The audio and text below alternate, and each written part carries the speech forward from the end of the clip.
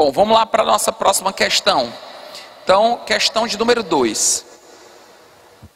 Questão de número 2. Uma empresa de brinquedos está na fase de criação de um jogo cujo nome será Imperador do Mundo. Nesse jogo, o mapa da Terra é dividido em regiões. Então, o que acontece? O nome do jogo é Imperador do Mundo e ele está dividido em regiões. Essas regiões serão divididas igualmente entre os jogadores, que podem ser em número de 2, 3, 4 ou 6. Quer dizer, eu vou pegar o tabuleiro e vou dividir em regiões. E o detalhe é que eu vou ter que dividir essas regiões entre os jogadores. E ele diz que o jogo pode ser feito em quê? Pode ser feito de 2 pessoas, de 3 pessoas, de 4 pessoas ou de 6 pessoas. Então sempre esse jogo é jogado por 2, 3, 4 ou 6 pessoas, tá bom? Cada jogador é nomeado de rei de seus territórios. Ele é o rei dos territórios. O objetivo do jogo é dominar o mundo, conquistando uma a uma as regiões que estão em posse dos outros reis, através de disputas com dados. Os criadores do jogo sabem que, independente do número de jogadores em uma partida, nenhum deles poderá receber inicialmente uma quantidade menor ou igual a 10 regiões. Quer dizer, todo mundo tem que ter mais de 10 regiões. Além disso, devido ao tamanho do tabuleiro, não será possível dividir em mais de 80 regiões. Então o que acontece? A quantidade de regiões que o tabuleiro deverá ser dividido é... Gente, o que acontece é o seguinte: como os jogadores são 2, 3, 4 ou 6, o número de regiões, ele tem que ser necessariamente múltiplo de 2, de 3, de 4 e de 6. E quem é o menor número que é múltiplo de todos esses números? Quem é? É o MMC. Cuidado que o 1 é um número que todos eles podem ser divididos por 1.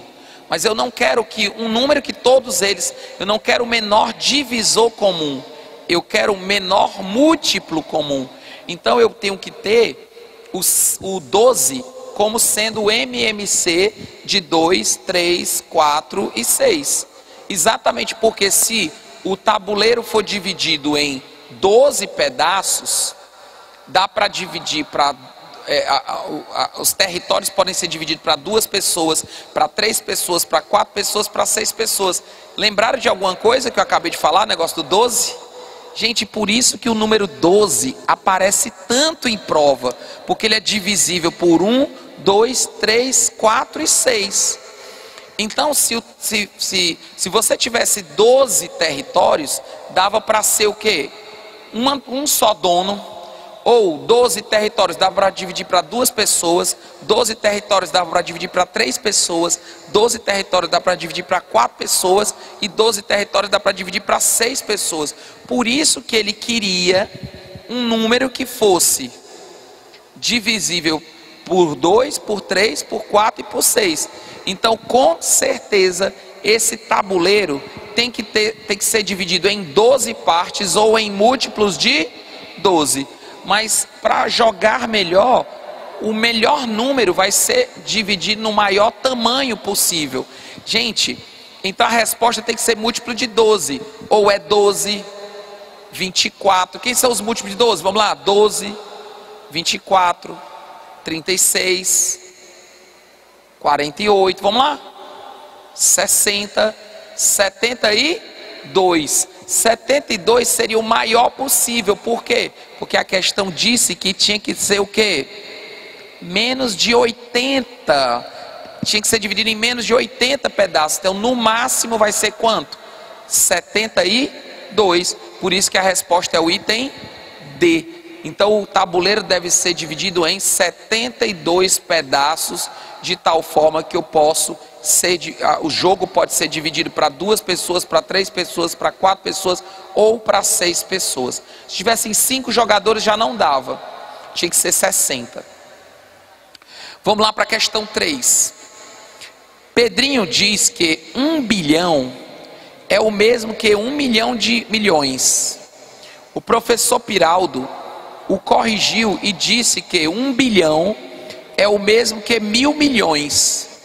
Qual é a diferença entre as duas respostas?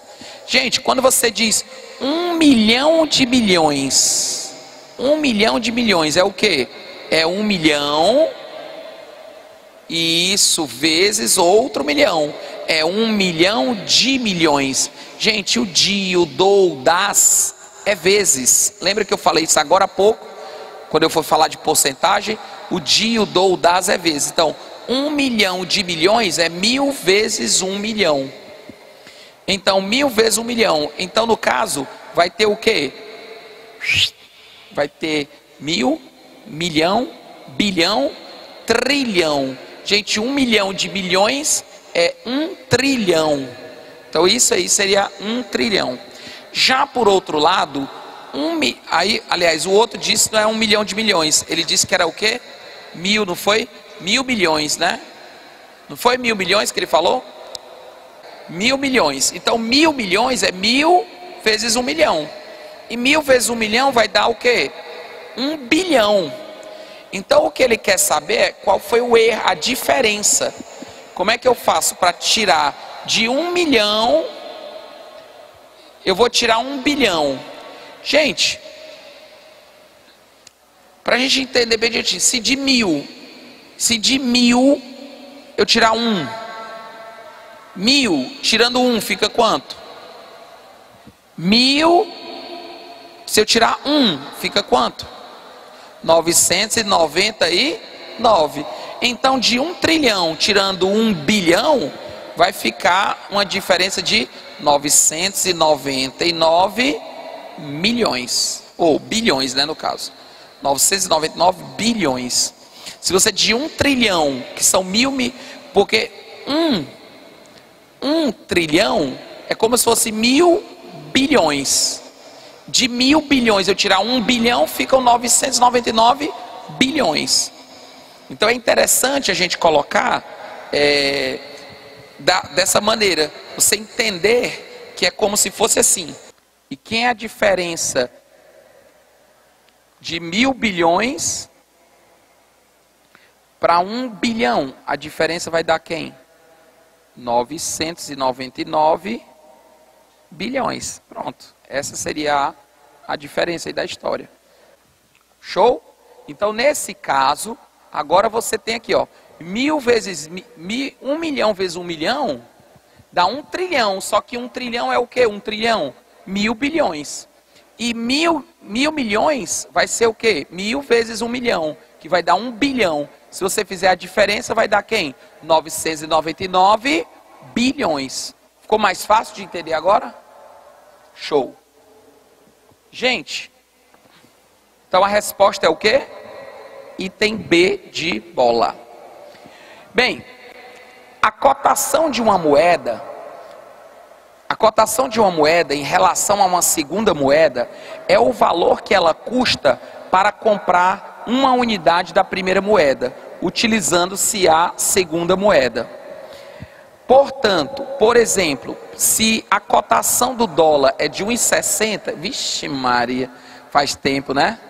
Vocês sabem, a cotação, essa questão, gente, se eu não me engano, essa questão é de 2013, se eu não me engano. Se eu não me engano, essa questão é de 2013, ou seja, foi um dia desse. Olha a diferença agora. Agora o dólar está quase 4,30, né? 4,20. Quer dizer, está um absurdo, né? Está por aí. É engraçado que mais no começo do ano, o pessoal estava tipo no WhatsApp fazendo uma brincadeira de o que é que vai chegar primeiro a R$5. A cotação do dólar, a cotação do dólar, uma ação da Petrobras ou o preço da gasolina. Aí o pessoal ficava brincando, né? Tipo assim, o que é que vai chegar... Não, ele falava também dos pontos da Dilma, né? Os pontos do Ibope da Dilma. Se chegava a 5, ou era a gasolina que chegava a 5, ou era o dólar que chegava a 5. Né? Infelizmente parece que vai ser o dólar. Bom, por exemplo, se a cotação do dólar é de 1,60, isso significa que para $1 é necessário R$1,60. Supondo que a cotação do dólar em reais seja de 1,60, a do euro em reais seja R$2,40 e a cotação da libra em reais seja 1,10 euros. Qual é a cotação da libra em dólares? Gente, se você pegar $1, para você passar para reais, é vezes 1,60. Aí você tem $1 é 1,60 reais. E 1,60 reais, para você comprar de euro, você divide por 2,4. Se você dividir por 2,4, vai dar 0,67. Ou seja, com $1, eu compro R$1,60 de reais. Com $1, eu compro 0,67 de euros. E como a libra é mais cara ainda do que o euro, aí você vai fazer o quê? Você vai dividir por 1,1 e aí você vai encontrar 0,6. Olha, eu aconselho a você a não executando essas divisões numéricas, vai deixando em formato de fração, que é melhor. Então o que você vai fazer? Agora o que acontece? Então $1 você compra 0,6 libras. Então para poder passar de dólar para libra, eu divido por 0,6. Então eu vou fazer o quê? E se eu quero fazer o contrário, eu divido por 0,6. Então você vai fazer o quê? Você divide 1 por 0,6. Para poder passar, né, no caso, divide por 0,6. Então você vai ter o quê? 1,65. Então no caso, cada uma libra vai ser o quê? 1,65. 1,65. Porque se eu quero passar de $1 para libra, é 1 vezes 0,6. E se eu quero voltar, eu divido por 0,6. Então dá aproximadamente 1,65. Dá 1,65. Qual é o item correto? É o item C de casa. Show. Gente, na imagem abaixo, observamos duas flores no desenho dessa calçada. Cada uma dessas flores é invariante por rotação em torno do seu eixo. Então o que ele fez? Ele diz assim, ele está dizendo que ele desenhou uma flor e saiu girando. Ou seja, quantas flores? Dá uma olhada no desenho. Tem quantas pétalas essa flor? Ela está dizendo assim, se eu pegar essa flor e girar um certo ângulo, ela vai ficar a mesma coisa. Se eu girar, ela vai ser a mesma coisa. Não vai mudar, ela é invariável para se eu girar de tantos em tantos graus. Tem quantas pétalas essa flor? 8. Uma volta toda tem quantos graus? 360. Então se eu pegar os 360 graus e dividir por 8, vão dar 45 graus. Qual é o moral da história? Que se eu girar 45 graus essa flor, ela vai continuar igualzinha. Não há distinção. Então se eu pegar uma volta toda, que é de 360 graus, e dividir, se eu der uma volta toda, que é de 360 graus, e dividir por 8, certo? 360 graus dividir por 8, você vai encontrar 45. Então a resposta, 45. Bom, pessoal, o que é que acontece? Então a resposta correta vai ser o item qual? O item B. Gente, agora eu queria muito ter chegado nessa questão 7 agora. Queria muito chegar nessa questão 7. O que é que acontece? O matemático americano Eduardo Kessner, ele pediu ao seu filho que desse um nome a um número muito grande, que consistia do algarismo 1 seguido de 100 zeros. É o número 1 e 100 zeros, é um número muito grande. Aí ele disse para o filho dele: meu filho, inventa um nome aí para esse número bem grandão. Aí ele disse Google. Ele disse Google. Pronto, aí o seu filho batizou o número de um Google. Então o que é um Google? É um número 1 e 100 zeros. Gente, sabe o que significa isso? É um número muito grande. E por conta dessa história de um Google, aí eu vou contar uma história bem curiosa para vocês. Pouca gente sabe. O dono do Google, quando ele foi criar o Google, ele na verdade, o nome do site não era para ser Google, era Google. O nome do site era Google. Só que o que aconteceu? Ele criou o nome do site chamado Google, que vai ser um site de pesquisa de informação. E como um Google é um número muito grande, é um número estupidamente grande, aí eu digo, vou chamar o nome do meu site de Google, porque quer dizer o quê? Um número estupidamente grande de informações. Foi daí que ele veio e criou o nome Google, era o nome do site dele. Só que quando foi entrar o primeiro investidor do Google, era um investidor, um cara riquíssimo, ia fazer um cheque de $500 mil para poder iniciar assim, acho que era um cheque muito alto, assim, era um cheque de $1 milhão para poder eles começarem a trabalhar forte, para poder investir no grupo. Foi o primeiro grande investidor. Aí o cara fez um cheque lá de $1 milhão. Tá aqui o cheque, pronto. Só que quando eles viajaram para encontrar com esse cara, foi a maior dificuldade do mundo. Quando eles foram ver depois, o milionário lá na hora de fazer o cheque, escreveu errado o nome do site. Ele disse, o nome do nosso site é Google, é Google. Aí o cara escreveu com Google. Aí ele escreveu tudo errado o nome Google.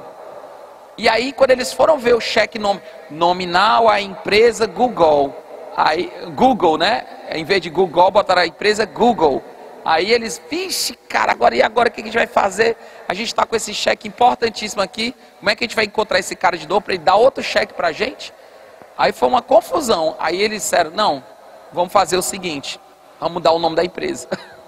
Acharam mais fácil mudar o nome da empresa. E o nome da empresa era para ser Google, e virou o nosso conhecido Google, né? E o nome que não quer dizer nada, mas tem a ver com isso aí. Então está aí a origem do nome Google. Para quem não sabe, tem tudo a ver com essa questão de matemática. Bom, mais tarde, o mesmo matemático criou um número que ele chamou de Googleplex. Um Googleplex, ele consiste em 10 elevado a 1 Google. É 10 elevado a 1 Google. Ou seja, quantos algarismos tem um número Googleplex? Gente, o número 100 tem um zero. O número 10 tem um zero. Tem quantos algarismos? 2. O número 100 tem quantos algarismos? 3. É 1 e 2 zeros. O número 1000 é 1 e 3 zeros. Então tem 4 algarismos. O número 10.000 é 1 e 4 zeros. Então ele tem 5 algarismos. E aí vai. Então quando eu quero um número, atenção, quando eu quero um número de um Google, por exemplo, ele vai ter 100 zeros. Mas se ele tem 100 zeros, ele tem quantos algarismos? 100 mais 1. Ele tem 100 mais 1. Porque ele vai ter 100 zeros mais 1. E um Googolplex, ele vai ter o quê? 10 elevado a 100 mais 1. Portanto, 10 elevado a 100 mais 1. Qual é a resposta?